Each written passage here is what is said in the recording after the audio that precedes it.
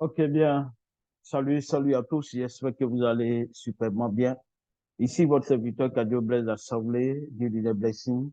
Je voudrais, à travers cette vidéo, qu'ensemble, nous puissions essayer de voir comment effectuer le paiement des frais de programme à travers le nouveau système de paiement qui est fait via la crypto-monnaie stable de Binance qu'on appelle le BUSD. Le BUSD est semblable tout simplement à l'USDT, mais sauf que la crypto-monnaie, sinon, sauf que le BUSD est la crypto-monnaie stable de Binance. OK? Donc, désormais, les frais de programme ne sont plus payés avec le Joyji, qui est notre crypto-monnaie de la communauté SBC. Cela ne veut pas dire également que le Joyji est supprimé ou n'existe plus, ne sera plus utilisé.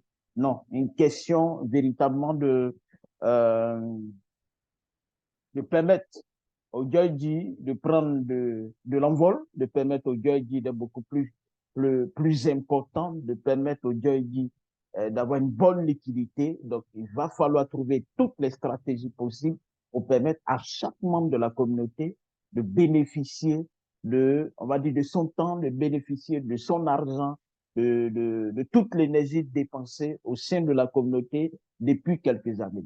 Donc, l'administrateur utilise tout simplement cette stratégie pour nous aider pour le bien de tous. Vous devez savoir que ici, au sein de la communauté, il y a des valeurs essentielles qui sont cultivées, dont l'amour et le respect. Donc, nous avons un monsieur très, on va dire, responsable, très honnête, très engagé, qui a pour souhait de permettre à chaque membre de la communauté de vivre, on va dire quoi, de pouvoir vivre dans l'abondance, mais il va falloir tout simplement passer par des temps de sacrifice, des temps d'efforts fournis, des temps de pleurs, de graissements. C'est tout cela qu'aujourd'hui nous sommes en train de traverser. Bref, dit que le moyen de paiement a changé. Donc, désormais, les frais de programme ne sont plus payés en Joydi. Les frais de programme sont payés en BUSD, comme je l'ai dit, c'est la crypto-monnaie stable de Binance. OK? De Binance. Binance, c'est une blockchain. Binance, c'est un réseau. Voilà, comme Ethereum, comme bien d'autres que vous connaissez, en même temps qu'il y a sa crypto-monnaie, mais qui a également décidé de mettre sur pied une monnaie stable qu'on appelle le stablecoin. Donc, le stablecoin de Binance, c'est le BUSD. Donc, puisque le BUSD est stable, donc, en payant les frais de programme avec le BUSD, cela permettra à l'administration ou bien à l'admin de ne pas vivre, on va dire, les rumeurs ou bien les humeurs du marché qui est beaucoup plus volatile.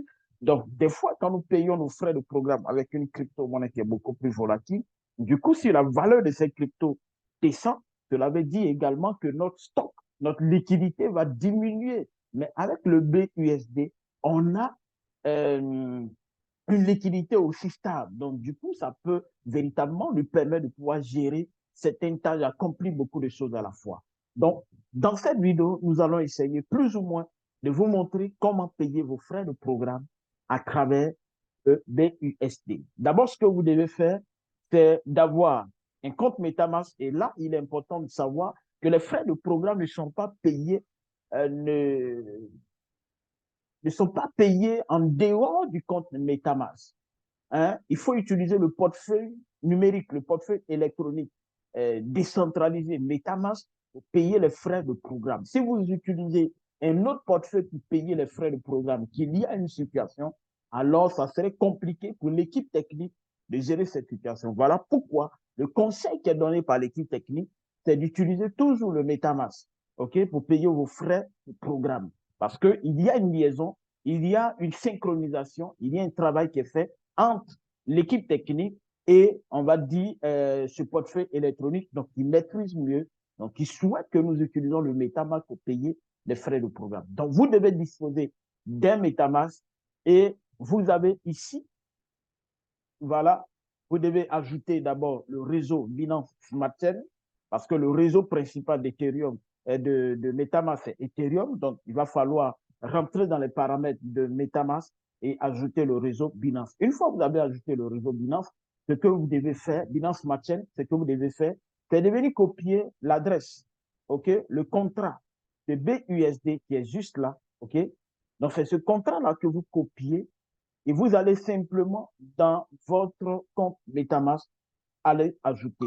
Et nous allons, à travers cette vidéo, vous montrer comment ajouter très rapidement votre adresse BUSD à votre compte MetaMask. Donc, on se retrouve de l'autre côté tout de suite. Voilà, suivez très bien. OK. Donc, on se retrouve là. On se retrouve là. Dès que vous entrez dans votre compte MetaMask, vous avez déjà copié l'adresse du contrat du BSD. OK? Donc, vous venez ici dans votre compte MetaMask et vous cliquez sur importer des jetons ou importer token. OK? Donc, une fois là, qu'est-ce que vous allez faire? Et si c'est au niveau du téléphone, vous allez trouver deux parties. Il y a une partie, on vous dit jeton personnalisé. Vous cliquez sur la partie jeton personnalisé. OK? Vous voyez, jeton personnalisé. Et vous avez ici, on va dire, 3 rectangles vides. Et les 2 autres rectangles vides dépendent tout simplement du premier rectangle. Ça veut dire que ce que vous allez coller ici va vous permettre tout simplement de faire sortir les éléments vont vous permettre de faire sortir d'abord le symbole du jeton, ensuite le nombre décimal du jeton. Donc, vous collez l'adresse du contrat ici, comme je vais le faire maintenant.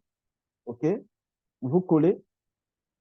Et quand vous avez collé directement, vous attendez juste un peu. Vous allez voir que le symbole de la crypto va sortir, le nombre décimal également va sortir. Mais ici, on me fait savoir déjà que le jeton a été déjà ajouté. Donc, du coup, ce dont je parle ne peut pas sortir ici. OK? Donc, il va falloir tout simplement bien vérifier. Et des fois, si vous patientez que le symbole ne sort pas, ni le nombre décimal ne sort pas, soit il y a un problème de réseau, ou bien vous venez vous cliquer dans ce rectangle-là. Du coup, le système va donner une force, hein, et le symbole va sortir, en même temps le nombre décimal va sortir. Voilà. Une fois que vous avez fait ça, vous ajoutez, vous cliquez simplement, et ce bouton-là, qui est, on va dire, bleu clair, va sortir en bleu foncé.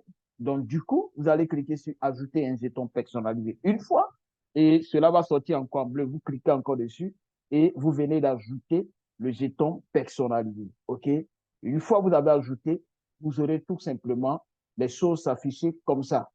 Okay? Vous allez voir votre BUSD là. Okay?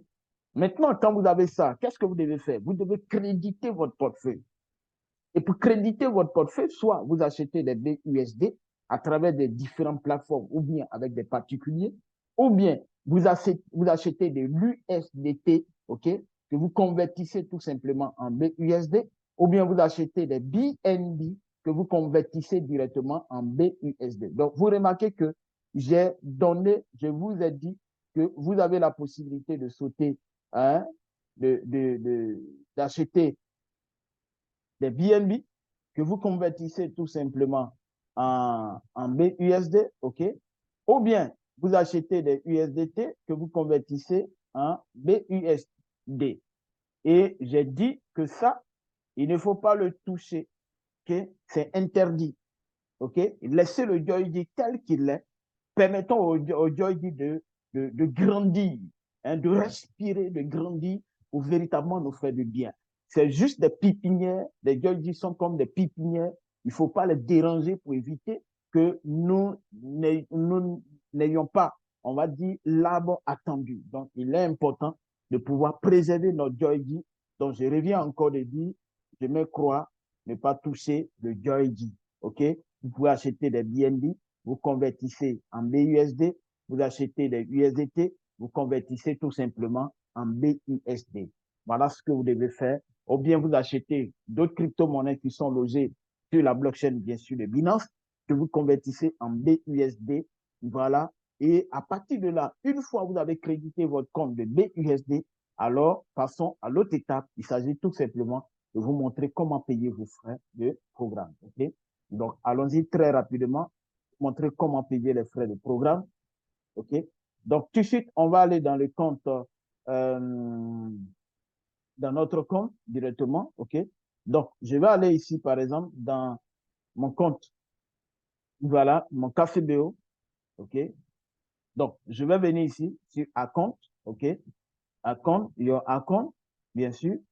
Encore une fois, your account, voilà. Et je vais venir juste en bas, OK? Je vais venir juste en bas, voilà. Pay with BUSD, OK? Payer avec BUSD. Donc, j'écris dessus une fois. Si c'est mon compte que je dois payer, alors directement, je vais cliquer sur continuer. Mais si c'est le compte d'une autre personne que je dois payer, je clique là, je sélectionne Pay for Over, OK? Je vais mettre l'adresse mail de la personne, OK? Je mets l'adresse mail et je vais cliquer sur continuer. Et il y a cette page-là d'information qui sort où vont me donner le statut du compte, ensuite la date d'expiration du compte, le programme choisi, le nombre de grains que ça fait, la dernière date de paiement, le nombre de la monnaie qui avait été utilisée, la quantité qui avait été utilisée, tout et tout. Ensuite, je viens juste en bas et ici, il y a d'abord le programme et je vais sélectionner le nombre de mois que je souhaite payer.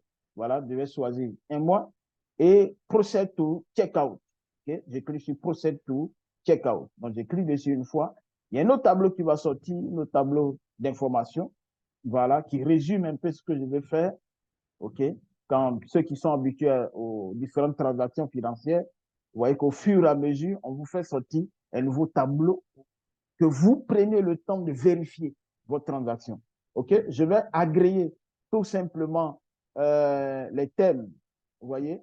Je vais agréer les thèmes. Et quand je fais ça, il y a cette partie qui sort qui me dit de sélectionner le wallet de paiement. OK? Donc ici, directement, le KCB est rattaché à MetaMask. Donc, je vais sélectionner MetaMask. OK? On dit login with MetaMask. Donc, connectez votre MetaMask. Je clique simplement dessus une fois et directement, mon KCBO, le système de paiement du KCBO est connecté à mon MetaMask. Là, on me fait sortir l'adresse de mon compte MetaMask et on me dit Pay Now. Okay? Donc, je clique là, Pay Now. Et il y a cette partie-là qui va sortir. Vous voyez, auparavant, on avait ce système-là qui défilait, mais c'est stable cette fois-ci, donc vérifiez bien. OK? Donc, je clique là directement. Il y a un autre système, un autre tableau qui sort à ma droite. Donc, je vais vous présenter tout simplement ce tableau et vous allez voir le système de paiement, il est là. OK? Voilà.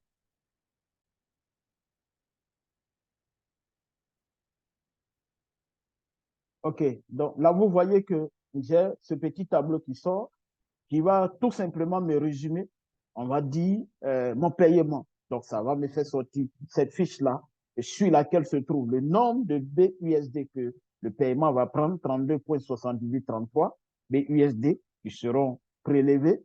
Ensuite, il y a ici rejeté ou confirmé. OK? Donc, rejeté ou confirmé, j'ai le total de paiement plus les frais de gaz. OK? Donc, je vais faire un paiement de 32,90 dollars. OK? Donc, je clique ici, confirmer. OK? Donc, j'ai cliqué confirmer. Je ne fais que attendre. OK?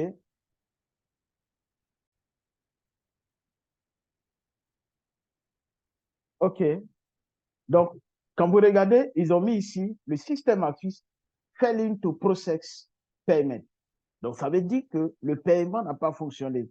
Et vous allez voir que dans mon MetaMask, j'ai été défalqué, mais le système n'a pas pris le paiement en compte. Donc, dans ce cas, qu'est-ce que je dois faire? Juste un processus pour encore vous aider. Mais il va falloir, il faut savoir que quand on effectue un paiement, dès que le système défalque la quantité sur votre compte MetaMask, il va avoir ici paiement effectué avec succès ou bien paiement effectué avec succès. Mais cette fois-ci, on ne se retrouve pas dans ce même tableau-là. Donc, on se retrouve dans ce cas où on nous dit que le paiement a échoué. Mais par contre, j'ai été défalqué sur mon compte MetaMask. OK? Donc, je vais fermer close. OK? Et je vais aller chercher, faire ce qu'il y a à faire. Je vais aller chercher le hash de transaction dans mon compte MetaMask. Et quand je rentre dans mon compte MetaMask, qu'est-ce qui va se passer? OK? Donc, on va vérifier bien ce qui s'est passé. Donc, je rentre dans mon compte MetaMask. je vais venir simplement sur activité. OK? Donc, quand je viens sur activité, voici la transaction qui a été effectuée. Nous sommes aujourd'hui le 11 juillet.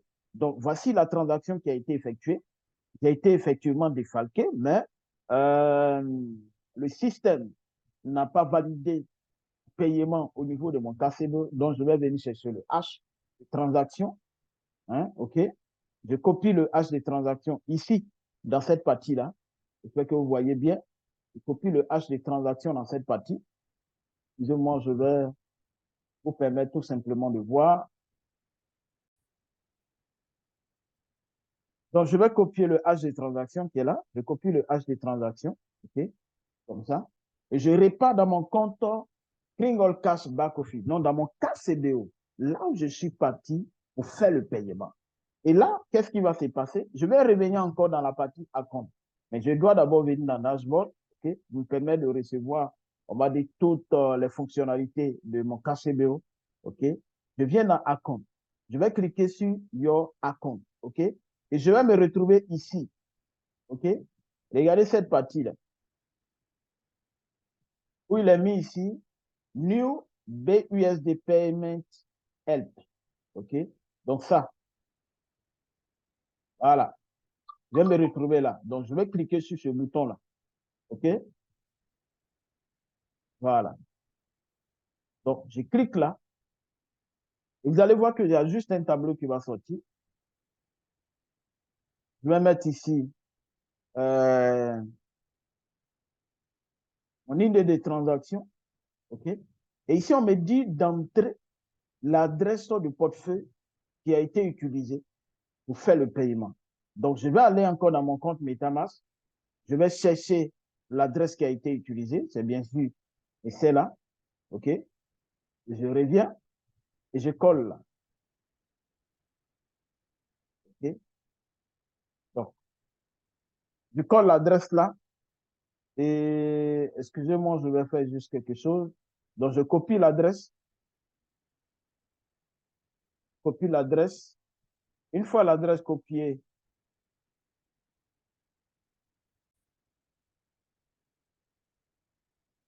donc je viens, je colle l'adresse là. Une fois l'adresse collée, donc j'ai l'adresse du portefeuille qui a été utilisé pour faire le paiement.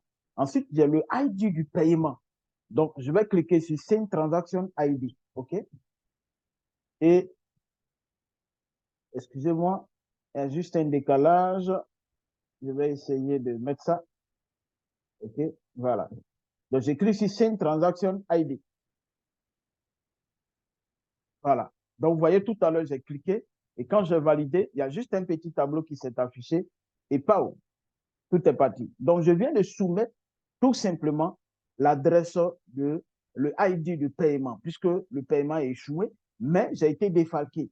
Donc, dans ce cas, je copie l'ID de transaction, OK, de paiement, et je soumets également, je colle dans ce tableau-là et je colle également l'adresse du portefeuille qui a été utilisé pour faire le paiement. Une fois c'est fait, je clique sur Send ID du payment et j'attends la suite.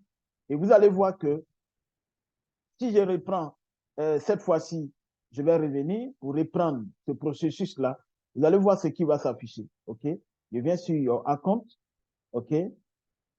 Your Account. Non. Pas là. Your Account. Sinon, Account. Your Account une fois. New BUSD Payment Help.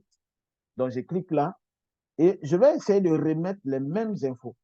OK? Et vous allez voir ce qui va s'afficher. Donc, je mets l'adresse du contrat là. Je vais aller chercher le ID de paiement. OK? Copie là. Je reviens ensuite mettre là. Et vous allez voir ce qui va s'afficher. Et je clique Send Transaction ID. Donc, vous regardez le tableau qui s'affiche. Je ne sais pas si vous voyez bien le tableau. Okay? Il y a un tableau qui s'affiche là. Fail into process payment. Transaction H. Dit que ce tâche-là a already been used. Donc, ça veut dire que ce tâche a été déjà utilisé. Donc, quand je vois un tel message, ça veut dire que ce que je viens de valider tout à l'heure a été pris en compte. Donc, ce que j'ai à faire, c'est de patienter juste quelques minutes et de revenir voir paiement a été effectivement pris en compte. OK? Donc, je vais venir voir si le paiement a été pris en compte. J'écris sur dashboard. OK? Est-ce que le paiement de la personne a été pris en compte? Your account, donc je vais faire comme je vais faire le paiement à nouveau. OK? Donc, je viens là, BUSD. OK? Je vais vérifier. OK? Au lieu d'aller connecter le compte de la personne pour vérifier, je mets simplement son email. OK? Donc, je clique sur continue. Vous voyez que la date est toujours 25. Donc, ça veut dire que ce n'est pas encore pris en compte. Donc, je vais patienter juste quelques minutes. Et quand je vais revenir, je vais essayer le même processus. Donc, ici, je vais cliquer sur console pour me retrouver là. Okay? Donc, quelques minutes après, je reviens pour vérifier est-ce que la date de paiement a changé. Vous voyez que quand on a cliqué, c'est toujours le 25 septembre mois 2023. Donc, il va falloir que d'ici quelques temps, quand en venant, on puisse trouver le 25 8e mois 2023. Donc, juste un peu de patience. On va patienter juste un peu et on va voir la suite. OK? Donc, à tout de suite, les amis. OK, donc, comme je le disais quelques minutes après, on va revenir peut-être 5 à 10 minutes par là. On va revenir pour vérifier si effectivement notre paiement a été pris en compte maintenant par le système. On a fait tous les procédés, donc on va vérifier. Donc, on va mettre tout simplement l'adresse mail de la personne là, okay, comme si on veut faire le paiement. Donc, on va vérifier la date d'expiration du compte. Donc, après tout paiement, il faut vérifier par la suite si véritablement le compte a été payé pour éviter que selon vous, le compte a été payé après. Vous vous rendez compte qu'un jour après, 2 jours après, vous revenez, le compte n'est pas payé alors que la date d'expiration de la personne est déjà passée. Donc, vous vérifiez 5 à 10 minutes après, vous revenez, faites comme vous voulez faire le paiement et vous cliquez là. On va voir si la date a changé. Donc, ici, déjà, on peut voir qu'effectivement, nous ne sommes plus au 25 septième mois, OK? Nous ne sommes plus au 25 septième mois, nous sommes au 25 8e mois. Cela veut dire que le 1, le système a pris le paiement en compte, OK, après réclamation, bien sûr, par ce processus-là. Le paiement a été fait net et correct. Donc, vous voyez ici, on dit la dernière date, OK, last payment date, donc la dernière date, c'est le 11 juillet 2023. Le type de monnaie, c'est BUSD, OK, la quantité, OK, voilà la quantité utilisée pour faire le paiement. Donc, tout est là, tout est clair, et quand c'est comme ça, vous êtes tranquille, vous êtes heureux. Vraiment, j'ai été ravi de faire cette vidéo. Je crois que ça va vous aider. Ça va également nous permettre d'aller plus vite dans nos paiements et vraiment aider tout le monde à la fois. C'est votre serviteur Cardio Blaise Assemblée. Si vous êtes nouveau sur ma chaîne YouTube, n'oubliez pas de vous abonner, de liker la vidéo. N'oubliez pas également de laisser les commentaires. C'est véritablement important. Ça peut nous aider à améliorer notre façon de vous servir. Et n'oubliez pas de cliquer sur la cloche de notification afin de ne pas rater les vidéos. Voilà, lorsque nous sommes en ligne ou lorsque nous mettons une vidéo en ligne. Gardons tout simplement le contact. On avance ensemble. Je vous aime. Ciao, ciao.